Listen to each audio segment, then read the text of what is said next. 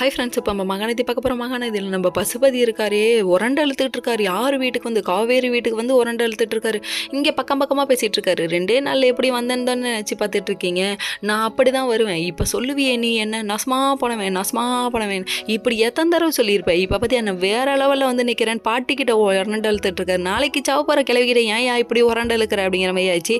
அதுக்கப்புறம் பார்த்தா கதவை திறந்துட்டு வந்த நம்ம காவேரி கிட்ட வசி வந்தாச்சு, பசு வந்தாச்சு அப்படிங்கிறாரு. பசுவா நீ எரும மாடுடா அப்படிங்கிற மாதிரி ஆயிடுச்சு. அதுக்கப்புறம் பார்த்தா கோவத்தில் கொந்தளிச்சு போன நம்ம காவேரியை மறுபடியும் சீண்டி விட்டாரு. ஒரு கட்டத்துக்கு மேலே கொந்தளிச்சு போன நம்ம காவேரி தேங்காய் துருவி எடுத்து இப்படி அடிச்சாங்க பாருங்க. வேற லெவலில் கேட்ச் பிடிச்சிருந்தா அப்படின்னு சொல்லிட்டு குத்த போனாங்க பாருங்க.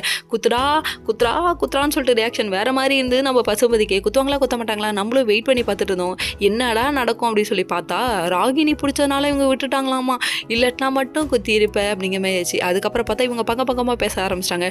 டேய் நீ 2 நாளில் நீ வெளியே வந்திருக்கலாம்டா, ஆனால் கண்டிப்பாக நீ ஐஸுக்கு உள்ள இருப்படான்னு சொல்லிட்டு கண்ணா பின்னான்னு பேசி விட்டு இவங்க போலீஸ் ஸ்டேஷன் கிளம்பிட்டாங்க. அங்கே போனால் நம்ம பசுபதி ஒரு பக்கம் விஜய் வீட்டுக்கு போய் நிற்கிறாங்க.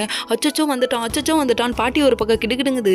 கடைசியில் உன் பேரனை ஒழுங்காக வச்சுக்க மாட்டியான் நீ கொடுக்க. அதுக்கப்புறம் விஜய் வந்துட்டாரு. நான் வேற காவேரி வேற இல்லடா, உன்னை வச்சு செய்ய போகிறோம்டா அப்படின்னு சொல்லிட்டாரு. வேற லெவல் பாடுங்க வச்சு. இங்கே குமரனுக்கு அடி வாங்கினாரு, அங்கே விஜய்கிட்ட அடி வாங்குறாரு. வேற லெவல் தம்பி, போராடலாம் பொழந்து கட்டுறாங்களே அப்படிங்கிற மாதிரி ஆயிடுச்சு.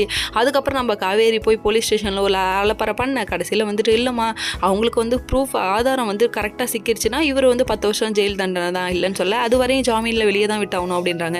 இப்படி ஏன் புருஷனுக்கு நீங்கள் சொல்லியே சந்தேகத்தில் அடி பண்ணாலுமே ஏன் புருஷனை நீங்கள் உள்ளே தானே வச்சுருந்தீங்கன்னு சொல்லி கேட்க, என்ன வச்சு பண்ணுறது ஆதாரம்னு சொல்லி நம்மளை சேதாரம் பண்ணுறானுங்களே அப்படிங்கிற மாதிரி ஆயிடுச்சு. இங்கே ஒரு பக்கம் விஜய் அதையே நினச்சி ஃபீல் பண்ணிட்டு இருக்காராமா. Okay friends.